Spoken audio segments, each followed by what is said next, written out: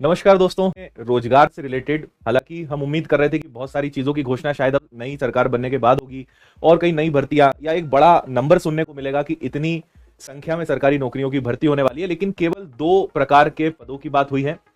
आपने पढ़ भी लिया होगा तो इसकी मैं आपको जानकारी दे देता हूं। सबसे पहले यहाँ पे कहा गया है कि पुलिस में 7,500 और टीचर्स की 11,000 भर्तियां होंगी। और यहीं पे इसको इन्होंने थोड़ा सा बड़ा करके बताया है ना। वो भी आपको दिखा देता हूं। यहाँ पे कहा है शिक्षा और रोजगार, आप इसको दैनिक भास्कर में भी पढ़ सकते हैं। शिक्षा और रोजगार से जुड़ी हुई जो 5 बातें हैं, और 5 बातों में देखा जाए तो हमारे काम की 2 बातें ही हैं या 3 बातें हैं। सबसे पहला इनका कहना है कि पुलिस में 7,500 पदों की भर्ती की जाएगी, और इसमें भी एक जगह इसी में आगे लिखा हुआ है कि इसमें 6,000 लगभग कांस्टेबल रहने वाले हैं। तो आप ये समझिए कि 7,500 पद दो चीजों के हैं, कांस्टेबल और सब इंस्पेक्टर दोनों को मिलाकर हैं। यहीं पे दैनिक भास्कर में नीचे आप पढ़ेंगे तो 6,000 कांस्टेबल है, तो इसका मतलब क्या माना जाए कि 1,500 सब इंस्पेक्टर की भर्ती निकलेगी क्या? देखो, कांस्टेबल की सब इंस्पेक्टर की वैकेंसी बहुत लंबे समय से निकली नहीं है, तो ये हो भी सकता है कि इस बार एक बड़ी संख्या में सब इंस्पेक्टर की वैकेंसी निकले। और इसके बारे में आप पढ़ेंगे समय समय पर जो आता है वो ये कि प्रक्रिया काफी हद तक सब इंस्पेक्टर और नई भर्तियों के लिए भी लंबे समय से चल रही है और अपने अंतिम चरण में है। यहाँ पे लिखा हुआ भी देखो, इसकी प्रक्रिया अंतिम चरण में है। यानी हम उम्मीद कर सकते हैं कि बहुत जल्द पुलिस विभाग में जो भर्तियां हैं, आरक्षक तो निश्चित रूप से निकलना है और सब इंस्पेक्टर की भी भर्ती इस बार निकलनी ही है।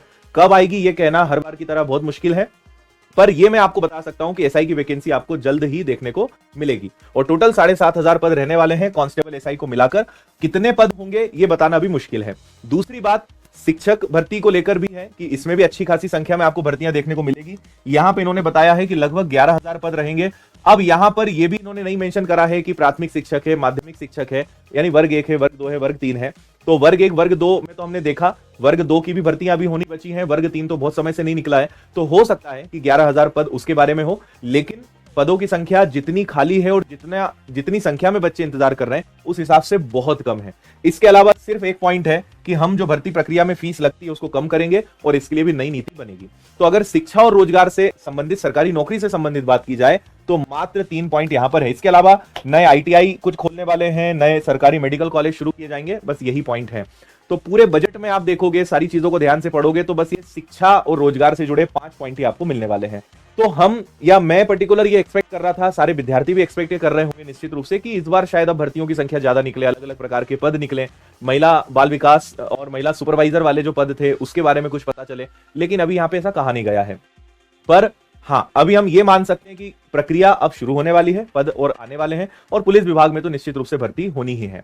और अगर ईएसबी अपना कैलेंडर अपडेट कर देता है, कुछ नई जानकारी आ जाती है तो और बढ़िया है। तो आप कांस्टेबल और सब इंस्पेक्टर के लिए ये बिल्कुल मान सकते हैं कि इनके नोटिफिकेशंस और इनकी भर्तियां निश्चित रूप से होंगी। और वर्ग 2 और वर्ग 3 की जो भर्तियां हैं वो भी आपकी होने वाली है, जो इससे और कंफर्म हो चुका है। अभी बाकी चीजों के लिए थोड़ा सा और इंतजार करना पड़ेगा, कुछ और अपडेट आता है, कोई चीज पता चलती है तो वो आप तक हम शेयर करेंगे। बहुत बहुत धन्यवाद।